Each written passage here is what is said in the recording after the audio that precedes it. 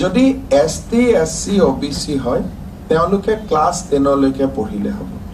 if they are ST SC and OBC কিন্তু যদি general category হয় requirement will be metric pass so these are the two requirements second কথা ইয়াতো আমি যিসকল লৰাই ITI পাস কৰিছে জুনিয়ৰ ইঞ্জিনিয়াৰিং পৰীক্ষা পাস কৰিছে ল্যাবৰেটৰী টেকনিশিয়ান পাস কৰিছে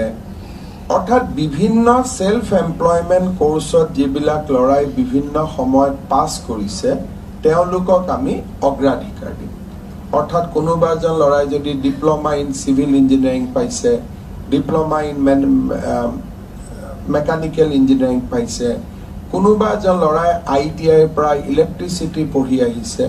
তেওঁলোকক আমি ডেফিনেটলি উইদিন দা স্কিম আমি প্ৰিফাৰেন্স দিবৰ কাৰণে যত্ন কৰিম আৰু বাকি যি যুৱক যুৱতী সকলোৱে আবেদন কৰিব পাৰিব আমি সকলোকে সুবিধা দিম ইয়াতো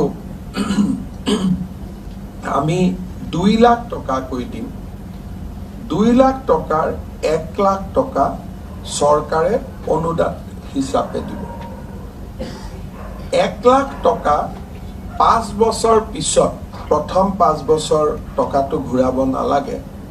5 বছর পিছত তেওঁলোকে মাহত 2000 টকা কৰি সৰকাৰক প্ৰতি মাহত তেখেতসকলে উভতাই দিব 24000 হ'ব